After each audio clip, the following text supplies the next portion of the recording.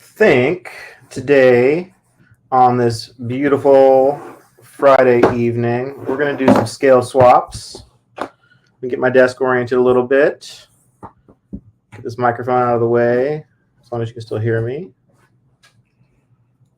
So we'll get some viewers in the comments. Please let me know, and we'll get this going. Right now, I'm going to get it pinned. This is going to be so much fun, guys. I've been looking forward to doing this for at least an hour. It sounded fun, and I decided we should take apart some knives. More than one. I have 3 knives, and we're just going to take them apart, and then we're going to put them back together. I'm going to show you how to do it once I pin this, and I find it.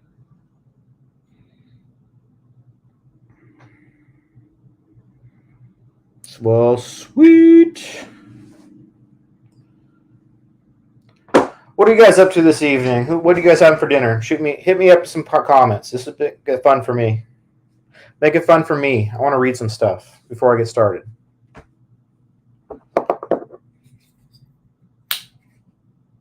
Good evening, Dominic. Joining us over on YouTube. That's right. We have a YouTube channel if you did not know. It's the same name as the Facebook group. So that makes it pretty easy to find. So we're going to get started here probably in about a minute. First thing I'm going to do is go through my tool selection. So I have taken apart not different ones, but I've taken apart and put together a Spyderco, I don't know, 500, 1,000 times. I don't know. I take apart my knives constantly. I've taken apart every Spyderco I've ever owned because I like to put them back together myself. So I'm pretty familiar with how these go apart and back together.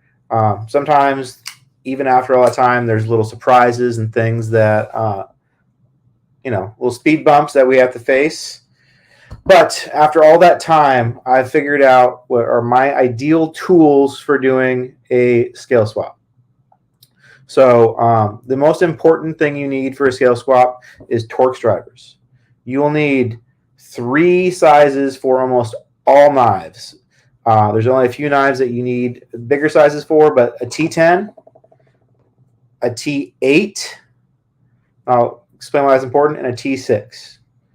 So the reason Torx drivers are important, obviously, is that's how you get these stupid screws off, right? Well, not all Torx drivers are created equally. These are made by Weehaw. Everyone's heard of Weehaw. Everyone knows you're supposed to use Weehaw, but I'll beat it into your head some more. These are a Weehaw 36291. 36291 soft touch screwdriver. These come in a set of like 6 or 7 of sizes from like T5 to T15. Maybe T6 is the smallest, but it has all the sizes you ever need for a knife.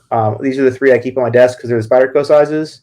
But Weehaw, these ones particularly anyway, are made in Germany. And so what's important about that is the tips. I mean, I've done so many knives with these, and they're still in really good shape. These don't spin out. And you can see it's been used, but there's no twist to it. And that's what gets you is the twist to your Torx heads. When your Torx heads twist out of shape, when you put too much torque on them, that's when you strip screws. So the first knife we're going to do is, this is a 15V PM2. This is a factory second I bought in Eugene at a knife show. And I think I've had it apart before, but we'll pretend I didn't. And we'll see what it's like. So the first thing you're going to do is you're going to take off this screw. So when you start doing a knife, a Spyderco anyway, always work from the presentation side first, and you work from back to front, and then the other side from front to back kind of thing. And you would do everything in reverse. So first thing we're going to do is take off the presentation side. And the reason that's important, you'll see later, but it's important that you do the presentation side. When I do that, I open the knife up, so be careful. If you want, if you're scared of working around an open blade, you can put tape on it or whatever. But I open the blade up. The first thing I do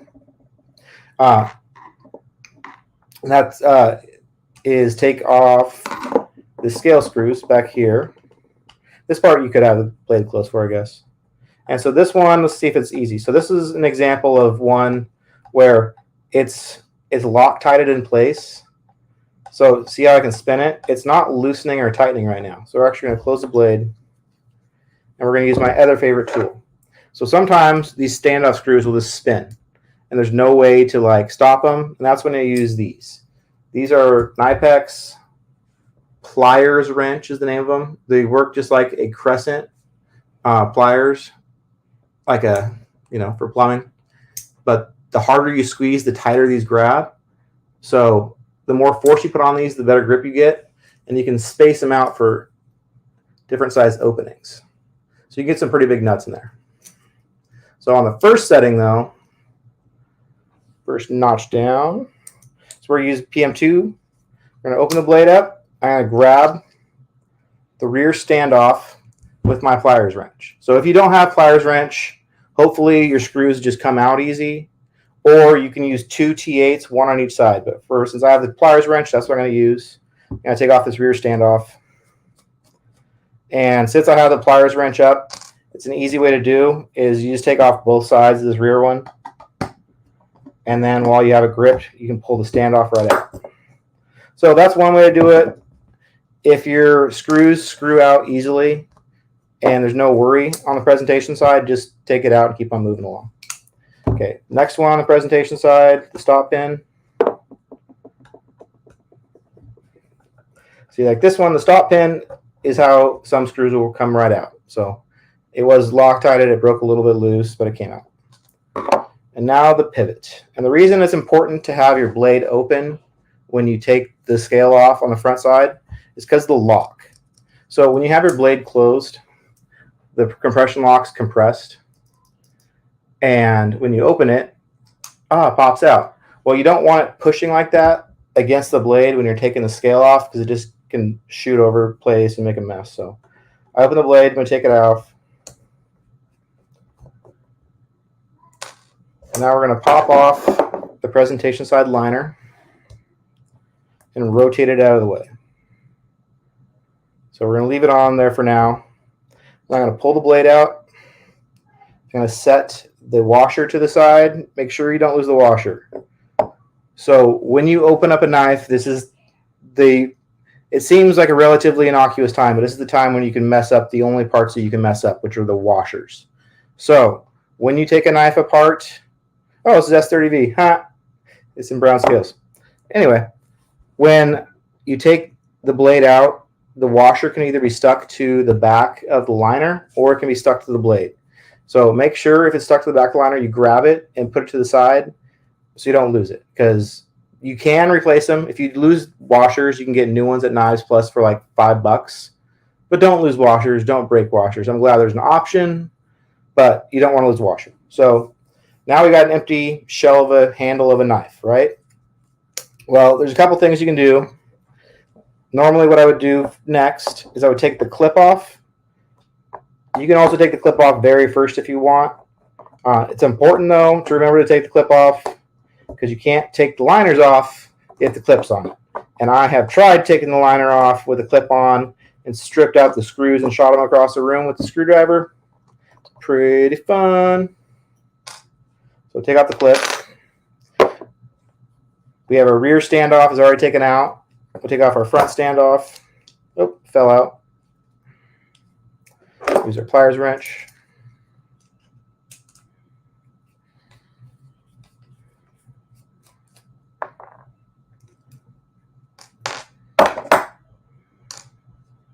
Okay.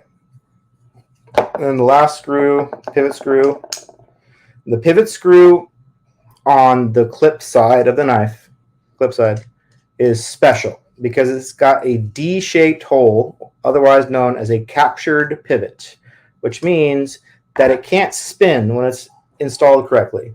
So from the factory, obviously, it's sat down flush at the bottom. And that's the way it needs to come back out. So for the sake of doing this, we're going to take it out, take the washer out. Here's the fun part. Okay, this side, let's pretend like these didn't come apart so easy. Let's say you just have a shell of a knife left. What you're going to do first is you're going to take these two sides and just going to rock them in your hands like this until one of them pops out like that. So that'll give you one side. You got one side. Sometimes it's kind of hard, but so just keep on wiggling back and forth and pulling until it comes out. Now this side, how are we going to get that out? We have nothing to pull on. Well, what you do, this blade out of the way, is you're going to take this, you're going to lift up the liner, and you're going to put a screwdriver behind the liner like that. And I don't care how many people tell me I'm going to break something, you won't break anything. I've done this a bunch of times. You're going to pull down gently but with firm pressure until you get towards the bottom. And it'll start to get kind of tight, and you'll feel like you're almost going to break something. So just take your time, and eventually it will just go pop, and it comes out. It's really not that scary. Put your hand over it because it can shoot across the room, but if you do it nice and slow and firm, it will be fine. Holy crap, look at that. We have parts of a knife. Woo! I don't have any scales to put back on these, so we're going to put it back together the way it was so I can show you how to put it together now. Okay, knife assembly beginning. First thing we're going to do, we're going to take the clip side with the little divot in it, clip side liner. The first item of business is to take a washer, and this washer you can see has kind of like a ring on the inside. That's the mark of where the blade was riding before. So you want to make sure your washer's back in. You're putting back in the side that it's worn in. That's already like polished from the blade rubbing on it. And this is the most important thing to assembly of a knife, the pivot. So this little pivot is not the same on both sides. One side, see if I can see it on the camera. One side's round, and one side's shaped like a D. I think I can see it. Anyway, so what you have to do is you have to find the side with the flat spot. And it's kind of hard to see, but one side will have a flat spot, the other one won't. You put it on the washer, and you turn until it pops in place. So that has to be seated in that hole. You can't force it. It has to be seated the correct way to go in there. Then we're going to put a T10 screw in the back side of it.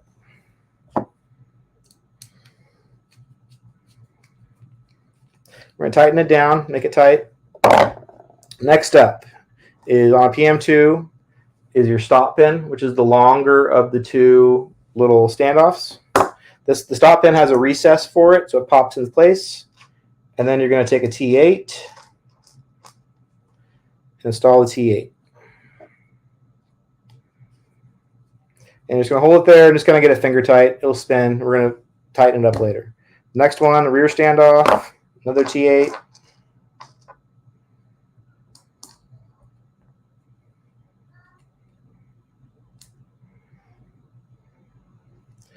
Okay, and then this is a step that it's not as important when you're doing scale swaps on aftermarket scales, but on G10 scales, sometimes these tubes can be an absolute nightmare to get back in because the edges are flared out. Sometimes they're flared more than other times, which means they're can be almost impossible to get back in. So I always do this sooner. Before you put the blade in, put the tube in, because this is hard with the blade dingling over there. So let's say that the tube would only go in part way. It's going to pop in. Let's say it's kind of stuck halfway out. Then I'm going to get, if I can find it, a clamp that's somewhere in my office. So we're going to pop it in. A C clamp. I need to find it now.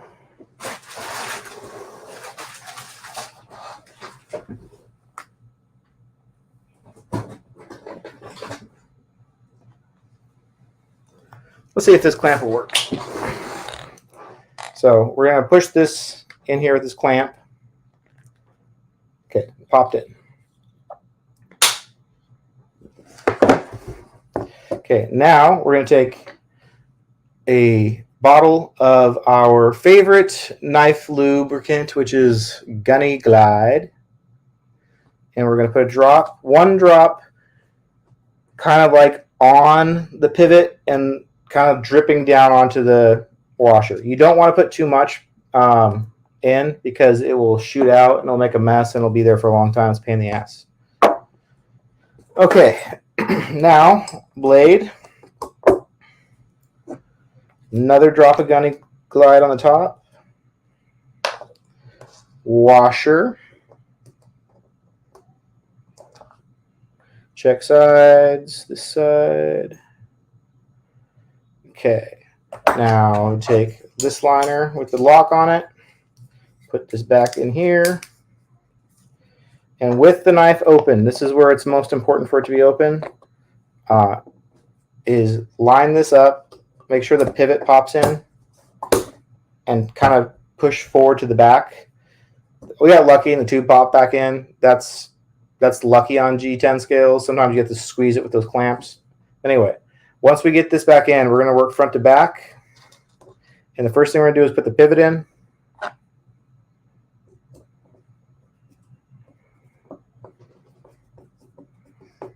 Make it pretty tight, not all the way.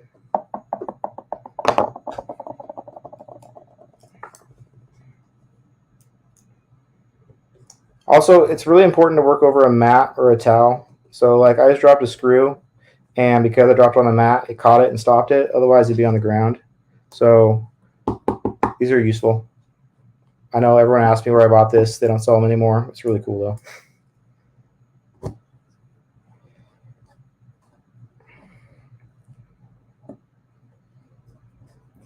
Okay, so now we're going to bust out our friendly tool again, our pliers wrench, to tighten this rear standoff down.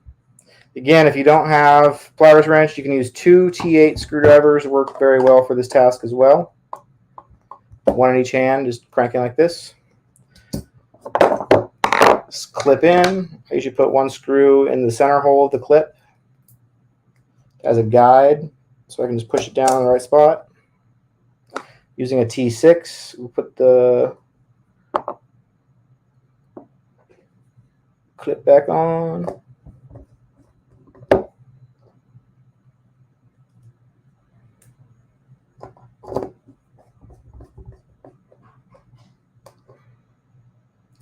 I don't Loctite my clip screws all the time, but make sure you torque the crap out of them without twisting out the screws, because those ones can lock out too. And typically when I'm done doing a build, I'll go back through and Loctite everything when I really know it's like money. So right now we just built a knife. Whole thing, right? It's got not good action though, right? So first thing we're going to do is we're going to see how tight these are. And it's 100% tight. So we're going to take it, like, it's hard to explain how little, but the smallest amount you can. Just so you're going to crack it open. It's like a 20th of a turn. And you're going to check how it is. And it's still tight. And you're going to flip to the back side. And you're going to crack it open just a tiny little bit.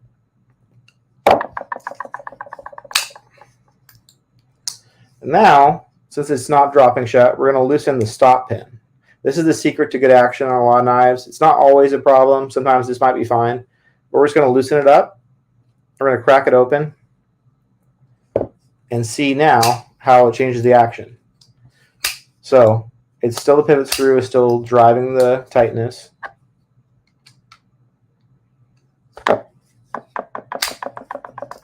we go.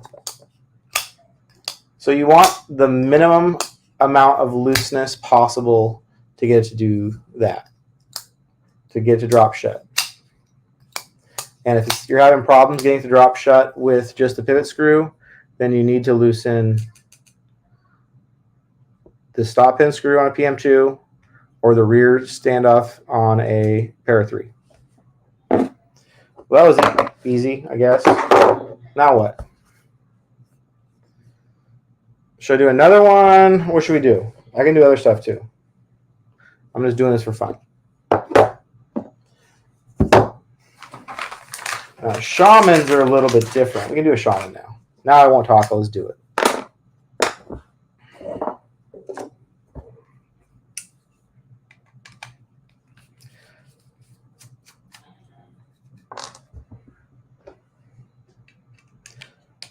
Shamans are a bit easier because the rear standoffs, there is no standoffs. They have a backspacer, so nothing spins. So anyone can do a shaman. But putting it back together is always a nightmare. I don't know why. It's really odd.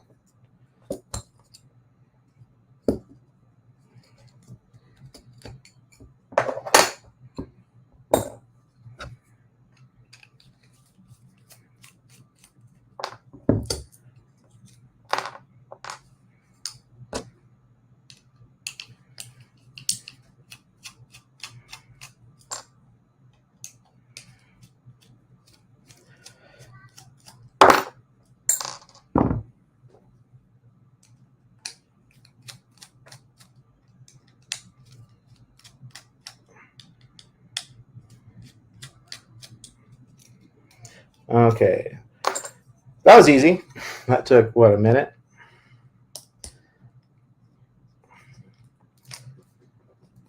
Ooh, so in this case, our liner is kind of stuck in the scale. It's like stuck in there. I can probably get my something under there, but easy way to do it is take a clip screw, if you got a stuck liner, and put it in the backside of a screw hole, of a clip screw hole, and then pull it out like a handle to get the line up.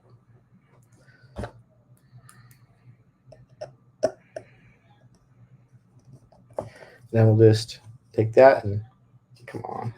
This was really in there.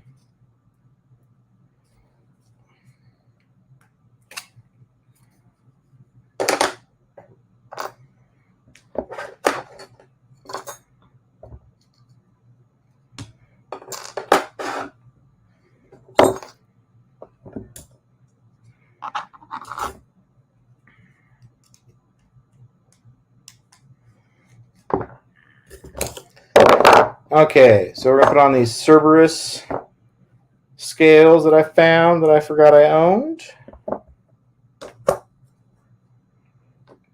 So a shaman, I'm going to put the backspacer in first because it kind of sandwiches the knife together.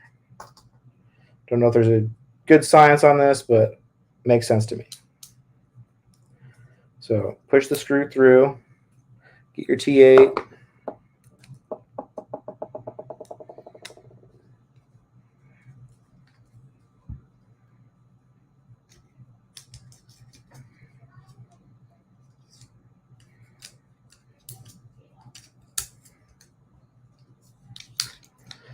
So got to line the screw up with the liner. Come on.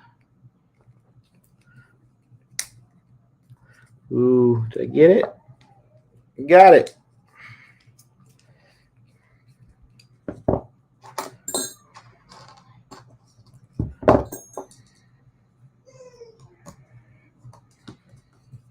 If you're doing micarta scales, now is a good time before you do this to oil them.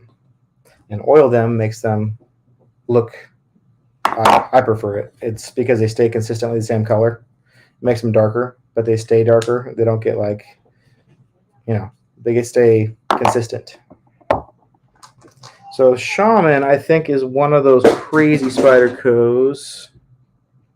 Nope, it's the same thing. It has one side D-shaped pivot on the clip side. It's just different orientation. Nope.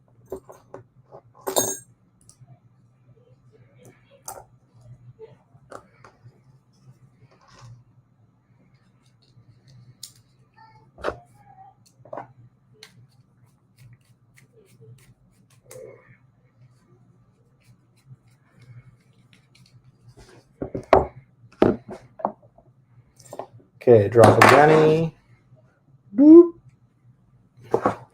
Who wants a free sticker? Martin can't win it because he designed it.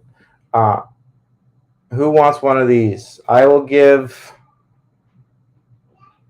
some to the first person who can answer what two numbers. I have two numbers of coins I have. I have all 3 years of two different numbers of the group coins. 2020, 21, 22, I have two numbers, and one of them is not number 1. So the first person to guess those wins a sticker.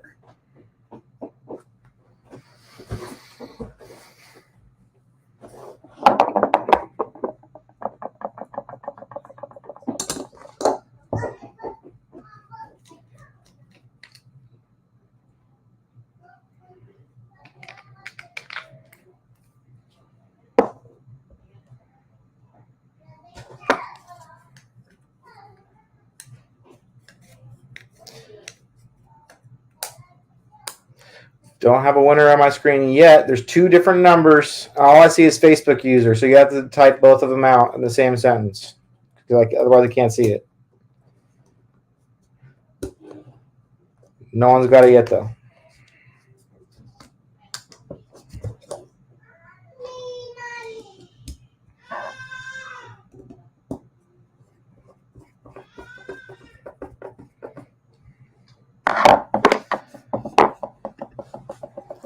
That is half right. That is also half right.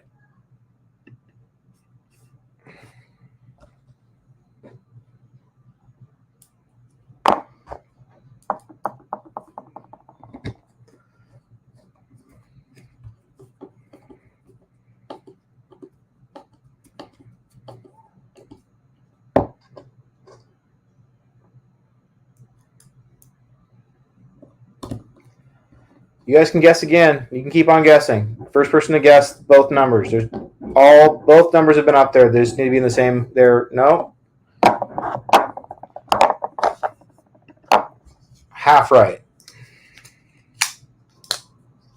Ooh, this thing is spicy. While I do have 1 000 coin, I only have 1.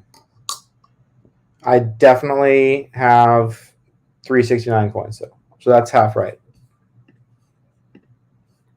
Come on. You guys can get this. So close. I think these ones use Chris's screws.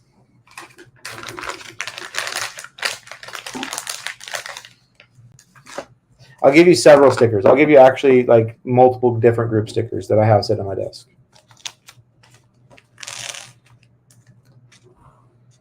So Chris's screws are longer. These are from Cerberus, Chris Ortiz.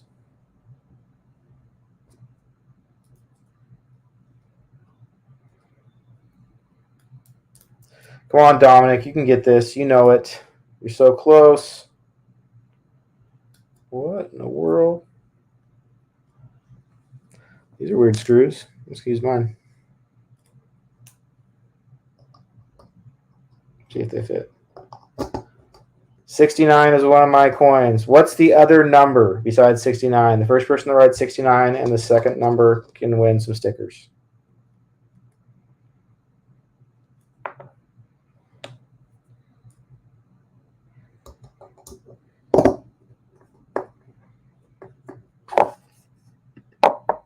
I only have 4 120 coin.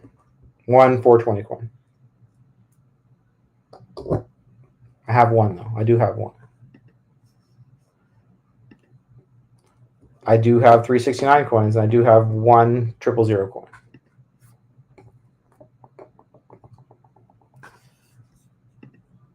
This person is half right. So I think you can solve it.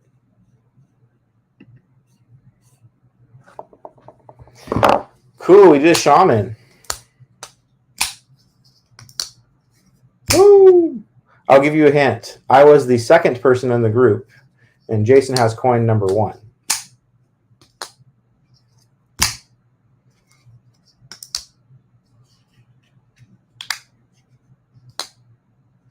Yeah, this thing's money. I like this. This turned out great. Yay! There we go. You can win some stickers now. Yes, I have all the 2s because Jason made the coin, so he's number 1, obviously. And I have 69 because it's hilarious because I'm a kid. Cool. What else do you guys want to see? That's kind of all I was planning on doing, and it went pretty quick. Half hour. That's not bad. Well, that was fun. Looking forward to going to Blade Show, which is coming up in 5 weeks from now. It's going to be a damn good time. I use this thread locker. When I get my knives all dialed in, when I'm done, I'll go back through and take each screw out one at a time. So this is ProTech thread lock. This is meant for RC cars. RC cars obviously have a ton of vibration, and so this stuff works really well without like being glue. That's about it. Unless you guys got any questions. JH Cameron, thank you for playing. I will shoot you a DM. Anyway, you guys have a wonderful Friday evening, and I promise I'm going to be causing chaos tonight on the group. So I will see you later.